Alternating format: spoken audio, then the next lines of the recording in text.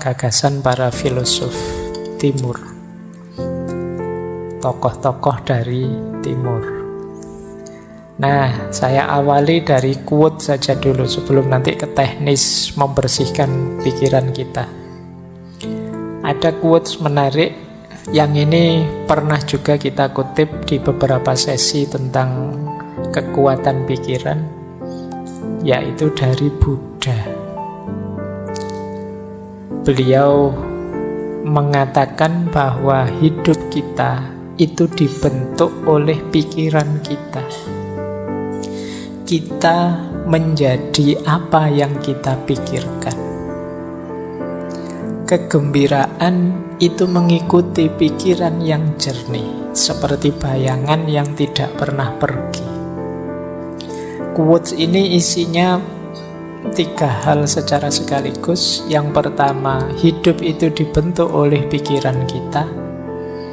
Yang kedua, kita adalah apa yang kita pikirkan. Dan yang ketiga, pikiran jernih itu menggembirakan.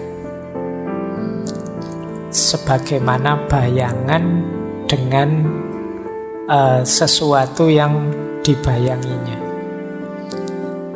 Jadi kalau orang kok pikirannya jernih, otomatis gembira. Kenapa kok kita galau? Kemungkinan pikiran kita ruwet. Jadi tidak karu-karuan, itu terus kita sedih. Tapi kalau pikiran kita jernih, oh yang salah ini, yang benar ini, oh yang cocok ini, yang tidak cocok ini. Kalau tegas jelas itu kan kita senang, gembira, lega.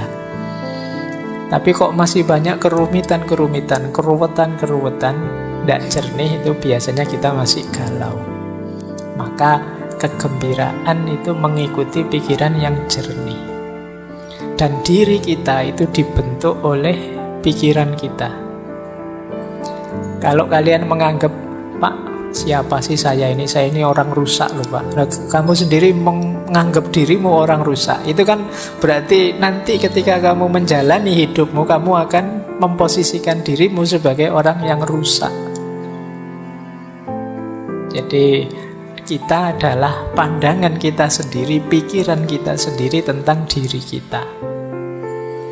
Nah, teman-teman boleh flashback ke belakang ya. Selama ini saya itu orang kayak gimana sih? Itu kemungkinan besar berawal dari pikiran kita sendiri. Jadi, mungkin kalau bahasa jauhnya, tidak penting kamu ganteng beneran apa tidak. Yang penting apa? Kamu merasa ganteng. Orang itu merasa ganteng saja, itu kan gayanya kayak orang paling ganteng sedunia kan sudah. Jadi meskipun secantik apapun kalian, seganteng apapun kalian, kalau pikiranmu, saya itu Pak, ya gayamu juga merasa seperti orang yang biasa saja. Jadi kita adalah sejauh yang kita pikirkan. Hidup kita dibentuk oleh pikiran kita. Maka hati-hati dalam berpikir. Jangan berpikir yang aneh-aneh, yang rusak-rusak, yang kacau-kacau, karena itu akan jadi diri kita. Kalau ada peribahasa dalam bahasa Inggris yang isinya to know is to be. Tahu itu sama dengan menjadi sesuatu. Apa yang ada di pikiran kita, seperti itulah nanti hidup kita. Kalau kita isi dengan hal yang positif, ya hidup kita akan menjelma positif. Tapi kalau pikiran kita isi dengan banyak hal negatif, ya kita akan jadi orang yang negatif. Nah, ini pesan besar pertama ya, pentingnya pikiran. Makanya kata Imam Ghazali, pikiran itu pasukan kita yang paling kuat. Pikiran itu mungkin bukan penentu, tapi dia yang paling powerful, paling berpengaruh dalam hidup kita. Yang banyak menentukan hati, tapi hati ini banyak disuplai informasinya oleh pikiran. Baik, coba ya bayangkan kalian ngaji tadi, berangkat sambil membayangkan, wah nanti ngajinya mesti lama 2 jam. Mesti itu. Ya, jadi kamu duduk baru 1 detik, 2 detik pertama, itu pikiranmu sudah 2 jam yang akan datang. Ini masih lama 2 jamnya ya, masih. Jadi Kamu belum ngalami saja rasanya sudah lebih dari 2 jam kamu duduk di sini. Itu karena pikiran. Kayak puasa besok itu kan biasanya ada itu yang ngitung-ngitung kapan Idul Fitrinya. 5 hari lagi Lebaran, 4 hari. Jadi Lebarannya rasanya sebenarnya masih belum datang, tapi seolah-olah itu conditioning pikirannya itu sekian hari lagi, sekian hari lagi. Itu pikiran. Kita tidak bisa menikmati Ramadan karena mikir kapan Idul Fitrinya. Nanti hari pertama sudah dihitung 30 hari lagi Lebaran. Ayo mikirnya wis tekan Lebaran, baru terawih hari pertama. Jangan-jangan kalau pas terawih hari pertama kita pikirannya nanti Lebaran mudiknya tanggal berapa ya, bajuku sudah berapa ya, wis mikirnya Lebaran, tidak mikir Ramadannya. Barang siapa yang begitu datang Ramadan seneng, itu diharamkan neraka. Yuk. Begitu Ramadan datang kamu seneng, tapi Ramadannya sendiri datang kamu lupa. Yang hadir di pikiranmu lebih banyak Idul Fitrinya sama liburan kuliahnya. Jadi kupuh prei sama seneng-seneng Idul Fitrinya sampai lupa Lebaran. Itu pikiran. Hidupmu, gayamu, orientasimu ya ditentukan oleh pikiran. Maka penting pikiran yang jernih. Ada lagi kalimat dari Zhuangzi. Kalau ini salah satu tokoh dari Taoisme. Dulu pernah kita bahas khusus beliau ini. Kata dia begini, mereka yang mengikuti Tao. Tao itu artinya jalan. Ini konsepnya mungkin agak dekat dengan kalau dalam Islam ada thariqat, sama-sama jalan. Meskipun definisinya agak harus didalami lagi, tidak sederhana tahu itu. Tapi siapa yang mengikuti tahu pasti memiliki pikiran yang jernih. Orang yang pikirannya jernih ini mereka tidak membebani pikiran mereka dengan kecemasan. Dan luwes, lentur, mudah menyesuaikan diri dengan kondisi eksternal. Ini cirinya orang yang pikirannya jernih. Orang yang mengikuti jalan pikirannya akan jernih. Kalau pikirannya jernih, dia ini mudah menyesuaikan dengan kondisi situasi di sekelilingnya dan tidak mudah cemas. Kalau teman-teman kok merasa sering cemas, kemungkinan pikirannya belum jernih. Saya tidak bilang tidak jernih ya. Nanti kalau kamu tersinggung. Jadi pikiranmu mungkin belum jernih. Perlu dijernihkan kembali. Malam hari ini kita latihan pelan-pelan nanti menghadapi pikiran yang tidak jernih ini. Saya tambah 3 lagi dari beberapa. Yang pertama dari Erich Fromm, psikolog, psikoanalis, filosof yang pernah kita bahas tentang cinta. Kata dia, punya pikiran yang jernih dan ruang yang bersih memungkinkanmu untuk berpikir dan bertindak secara bertujuan, tidak asal-asalan. Jadi kalau pikiran kita jernih itu mengorientasikan tindakan itu enak. Tapi kalau pikiran kita ruwet, kadang kita tidak tahu kenapa melakukan ini, kenapa melakukan itu. Pokoknya isi ini pikiran bulat. Nah, ini membuat kita bertindaknya juga tidak kontrol. Karena pikiran menentukan diri kita. Atau kata yang dari India, Naval Ravikant. Ini sebenarnya bisnismen, tapi juga penulis. Kata dia, kita mengatakan bahwa kita menginginkan peace of mind, tetapi sebenarnya yang kita inginkan adalah peace from mind. Nah, ini menarik. Kata Ravikant ini, kita itu kan sering bilang saya ingin tenang, pikiranku ingin tenang, peace of mind. Tapi sebenarnya bukan pikiranku ingin tenang, tapi peace from mind. Peace from mind itu mungkin mudahnya kita definisikan ada banyak hal yang harus kita buang, kita sisihkan yang ada di pikiran kita itu, karena mungkin tidak penting, tidak urgent. Dari situ terus muncul ketenangan. Ini namanya peace from mind. tidak sekedar peace of mind. Peace of mind itu mungkin sifatnya tidak bisa lama.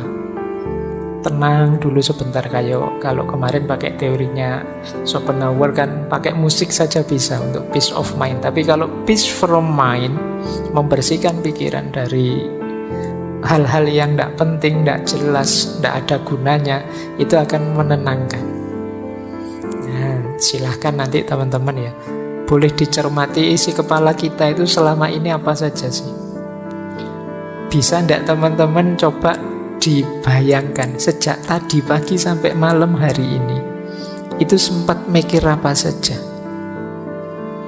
Berapa banyak yang dipikirkan itu hal-hal penting, dan berapa banyak hal-hal biasa saja, dan berapa banyak hal-hal tidak penting. Atau jangan-jangan ada pikiran-pikiran yang merusak, pikiran-pikiran negatif. Nah, kita jarang ya mencermati pikiran kita sendiri. Kira-kira yang paling mempengaruhimu itu pikiran-pikirannya siapa? Atau pikiran yang seperti apa? Atau berita informasi yang seperti apa? Terus kamu nilai, ini penting enggak sih? Ini ada gunanya enggak sih? Kayak filternya Socrates dulu itu. Ini kalau saya enggak tahu, ada gunanya enggak sih untuk hidupku? Terpengaruh enggak sih saya kalau saya enggak tahu ini? Coba ya nanti kamu cek lagi. Kalau masih bingung juga caranya gimana sih Pak? Kamu buka WA-mu sajalah. WA grup atau WA yang kamu sendiri, itu kira-kira info-info di situ itu hal-hal penting atau ya, isinya iseng semua saja. Semuanya isinya share, komen, like, dan isinya bongso ngono-ngono kuwi. Semuanya copy paste. Nah, kira-kira kalau kamu ndak ngerti itu, kira-kira ada gunanya ndak sih? Kalau misalnya dicoba ya, coba kalau ndak usah kamu baca info-info di grup-grup WA-mu itu 1-2 hari saja, terus hari ketiga kamu buka, kamu ketinggalan informasi banyak ndak sih? Ada hal penting yang terlewat ndak sih? Atau ya biasa saja itu Pak, saya bisa langsung ngikuti di hari ketiga itu, bisa ngobrol lagi, ndak ada yang ketinggalan sama sekali. Oh berarti mungkin banyak pembicaraan yang ndak penting. Nah, coba ya kamu sendiri yang ngecek sejauh mana sih aktivitasmu sehari-hari itu bermakna. Ayo, sejak pagi sampai malam hari ini sudah melakukan apa saja? Berapa persen dari yang kita lakukan itu hal penting, berapa persen hal rutin, dan berapa persen hal tidak penting? Nanti akan kelihatan siapa diri kita. Baik, saya lanjutkan. Ini yang terakhir, ada pandangan dari Paulo Coelho. Ini penulis. Tulisannya banyak, kata dia, santailah, biarkan pikiranmu menjadi kosong, dan kejutkan dirimu dengan harta karun yang mulai mengalir dari jiwamu. Jangan lupa, jiwa kita ini khazanah yang luar biasa. Kalau teman-teman mau membacanya. Nah, khazanah yang luar biasa ini sering terpendam, tidak muncul. Kenapa? Karena kita sibuk oleh hal-hal di luar diri. Sampah pikiran kita banyak sekali, luar biasa, sehingga tidak bisa masuk lagi hal penting justru dari dalam diri kita sendiri.